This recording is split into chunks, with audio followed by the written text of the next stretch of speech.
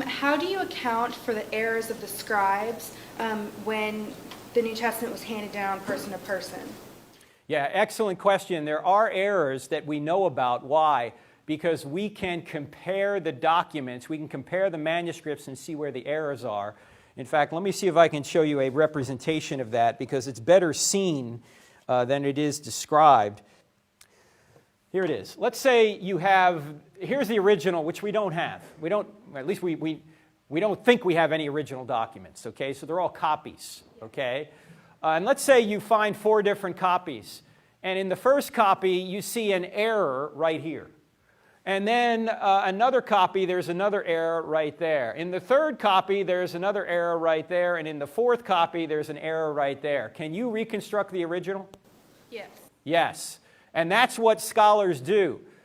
The original, this happens to be Romans 3:26, God is just and the justifier of the one who has faith in Jesus. Now the note here is the New Testament documents have far fewer variations than this example. So yes, sometimes scribe made mistakes, but in virtually all cases we know what the mistake was and we can correct it by comparing it with other documents.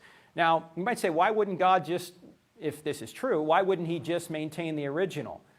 I'm speculating here, but I think one reason, well, 2 reasons. Number one, if we had the original, we might venerate it. We tend to venerate things like that, right? But number 2, if I had the original, what could I do to it? I could alter it, right? But if you had a copy, you had a copy, you had a copy, you had a copy, you had a copy, you had a copy, and I had a copy, and I changed my copy, is everyone going to know who changed their copy?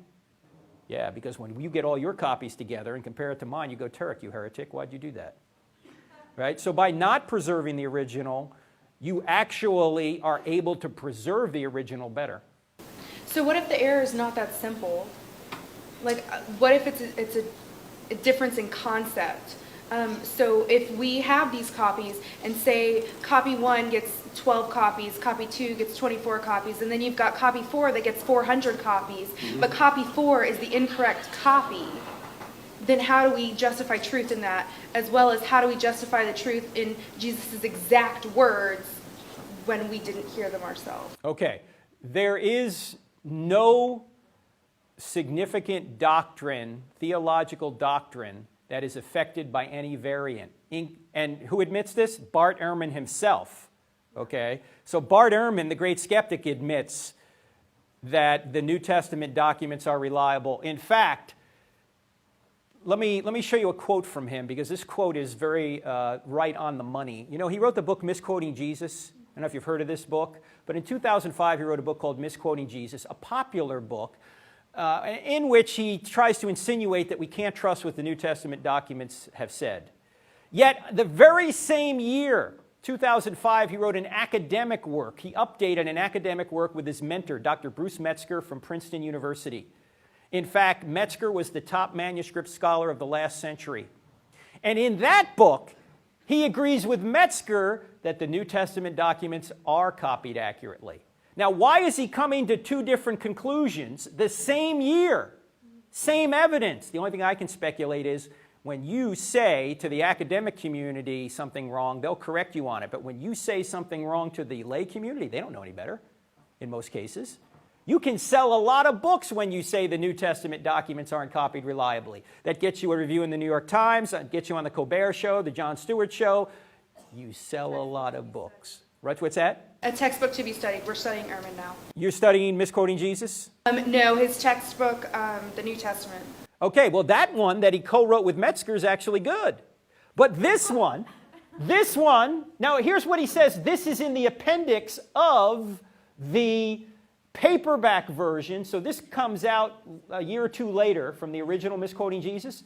He's interviewed, and in the interview, here's what he says. Check this out. This is a quote from the book, page 252. He says, Bruce Metzger is one of the great scholars of modern times, and I dedicated the book to him because he was both my inspiration for going into textual criticism and the person who trained me in the field. I have nothing but respect and admiration for him, and even though we may disagree on important religious questions, he is a firmly committed Christian and I am not. We are in complete agreement on a number of very important historical and textual questions. What are they in agreement on? If he and I were put into a room and asked to hammer out a consensus statement on what we think the original text of the New Testament probably looked like, there would be very few points of disagreement, maybe 1 or 2 dozen places out of many thousands. The position I argue for in misquoting Jesus does not actually stand at odds with Professor Metzger's position that the essential Christian beliefs are not affected by textual variants in the manuscript tradition of the New Testament. Well, why would you write misquoting Jesus then? Not you, but Bart Ehrman, right? The book maybe should be called Misquoting Ehrman, because he doesn't even agree with himself.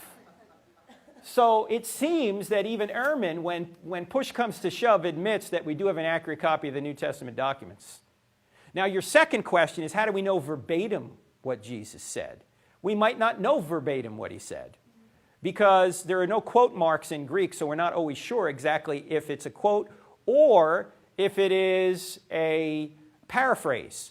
Because Jesus probably spoke in Aramaic, yet the documents are written in Greek. But that's okay. You can communicate truth in different languages, and you don't have to be exact with what he said. You can get the gist of it. In fact, Jesus said, he was an itinerant preacher. He probably gave the same talks in several different places, right? I mean, if you followed me around, I go around to different campuses. I give the same presentations over and over again, but I might say things slightly differently in one place than another place. So maybe one guy heard it one way, another guy heard it another way. We have the gist of what Jesus said, and that's really all God wanted to tell us. Also, you might imagine that at those times, people had highly developed memories. They could memorize complete books. We can't even remember our phone number because we have all these devices that remember it all for us. So these people were an oral culture, and they memorized things quite well.